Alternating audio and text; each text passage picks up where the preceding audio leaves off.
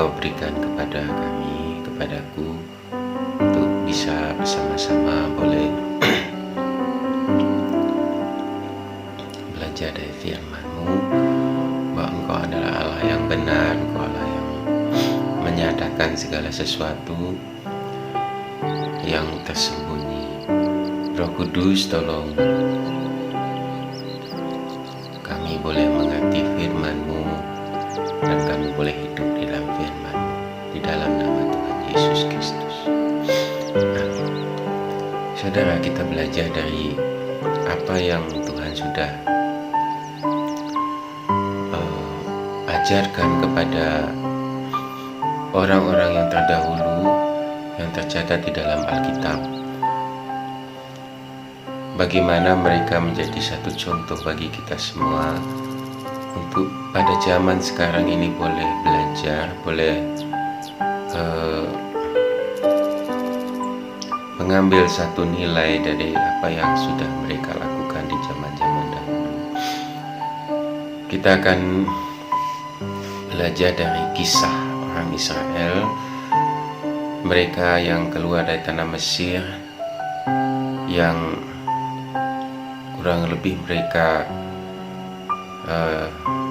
tercatat sebanyak hampir 2 juta orang, mereka yang keluar dari tanah Mesir. Tetapi hanya 2 orang saja yang boleh masuk ke dalam tanah Kanaan, Kaleb bin Yefune dan Yosua bin Nun.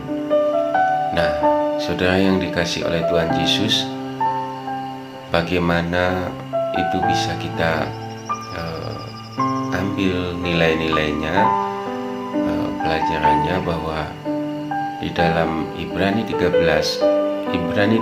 ayat 19 itu dikatakan bahwa mereka tidak masuk ke dalam tanah perjanjian, tanah Kanaan, oleh karena ketidakpercayaan.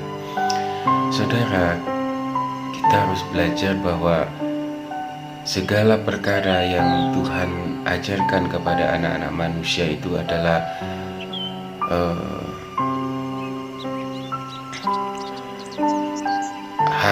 hal tersebut akan diperoleh atau akan dinikmati oleh orang-orang yang mau percaya kepada perkataan firman, seperti yang Tuhan janjikan kepada bangsa Israel, bahwa pada zaman Abraham, Ishak dan Yakub, Allah sudah berfirman bahwa mereka akan diberikan tanah perjanjian, tanah Kanaan yang berlimpah-limpah susu dan madunya, dan itu digenapi pada waktu Israel keluar dari tanah Mesir, dan mereka dibawa keluar dengan tangan yang terancung, dengan tangan yang kuat oleh Allah Israel, dan akhirnya mereka sungguh-sungguh dapat keluar sampai menyeberang laut perahu. Mereka keluar dan berjalan di tanah yang kering di dalam laut, dan banyak sekali tanda-tanda mujizat dan hal-hal yang spektakuler yang mereka alami setiap hari, seperti tiang awan pada siang hari dan tiang api pada malam hari, dan itu menyertai mereka sampai kepada waktunya memasuki tanah Kanaan, dan mana yang Tuhan sudah berikan dari surga itu pun menyertai mereka. Tetapi oleh beberapa orang, hal itu menjadi satu hal yang tidak berarti, oleh karena mereka tidak percaya kepada apa yang Tuhan katakan kepada mereka, dan hal-hal itu mengubah mereka menjadi orang-orang yang hidupnya tidak lebih baik daripada orang-orang yang tidak mengenal akan Allah Abraham, Ishak dan Yakub. Sebab kenapa? Bahwa mereka itu seperti yang Tuhan katakan, bahwa mereka adalah orang-orang yang tegar hati dan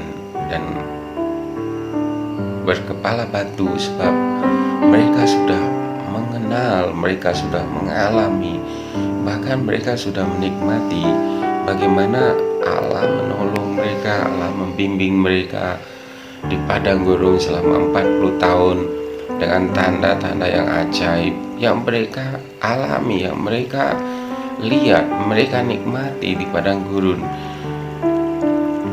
bersama-sama dengan Musa. Tetapi mereka banyak yang tegar hati sebab mereka selalu berfokus kepada pikiran mereka bahwa Allah sudah berjanji memberikan mereka tanah perjanjian.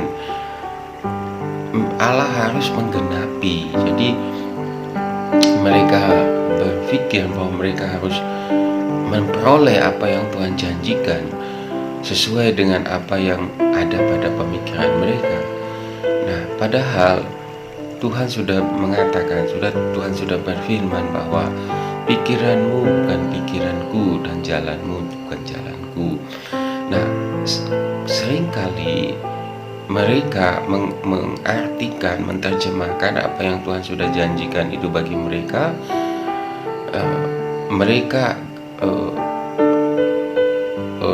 artikan, mereka terjemahkan di dalam pikiran mereka bahwa mereka harus memperoleh dan menikmati dengan segera dengan apa yang mereka dapat pikirkan, sebagaimana orang berjanji kepada satu dengan yang lain. Tetapi bagi Allah bahwa apa yang Dia janjikan Dia pasti genapi, tetapi caranya adalah caranya Dia sendiri, bukan cara manusia, sebab Dia Allah.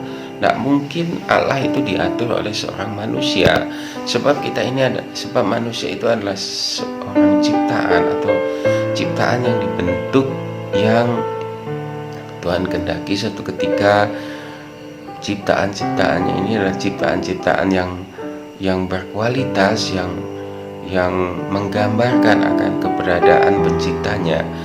Tetapi hal-hal itu hanya bisa dinikmati atau dialami oleh dua orang ini, yaitu Kaleb dan Yosua.